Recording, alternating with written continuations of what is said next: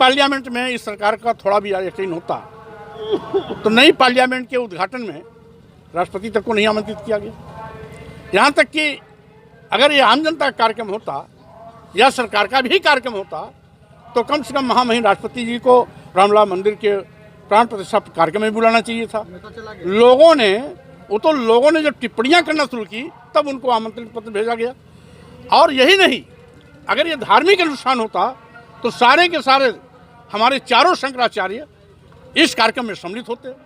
आज कोई शंकराचार्य इस कार्यक्रम में नहीं हो रहा है, इसका मतलब शंकराचार्यों की भी नज़र से ये धार्मिक अनुष्ठान नहीं है, ये धार्मिक कार्यक्रम नहीं है, ये भारतीय जनता पार्टी का निजी कार्यक्रम है। और इसके साथ ही साथ भारतीय जनता पार्टी आज लोकतंत्र को कुचलने का दुस्साहस कर रही है। विपक्ष पार्टी के नेताओं के खिलाफ ईडी, सीबीआई, इनकम टैक्स का दुरुपयोग कर विपक्ष की आवाज़ को दबाने की कोशिश कर रही है। तो स्वाभाविक रूप से यही असफलताएं भारतीय जनता पार्टी का अंत करेंगी और 2024 लोकसभा चुनाव में भाजपा की विदाई तय है। मायावती हैं, उन्होंने अखिलेश यादव को कहा गिरगिट की तरह रंग बदल रहे हैं, उन्होंने अकेले चुनाव लड़ने का ऐलान किया है, क्या कहना चाहेंगे? देखिए, अब सुश्री बहन मायावती जी पानी पी पी करके पहले भी समाजवादी पार्टी को इस तरह से कोसती थी, लेकिन समाजवादी पार्टी से दो बार उन्होंने गठबंधन किया। 93 में गठबंधन हुआ और उसके बाद 2019 लोकसभा चुनाव में भी गठबंधन हुआ। अगर समाजवादी पार्टी के नेता इतने ही बुरे थे तो दो बार गठबंधन क्यों? इसलिए ये केवल राजनीतिक बयानबाजी है, इसके सिवाय कुछ नहीं।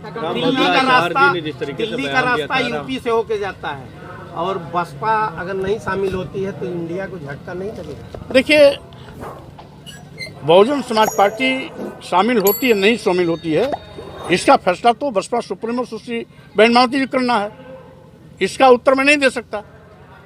लेकिन इंडिया गठबंधन में सभी के लिए दरवाजे खुले हुए हैं। अगर वो आती हैं तो उनका भी स्वागत है, समाजवादी पार्टी उनका भी स्वागत करेगी।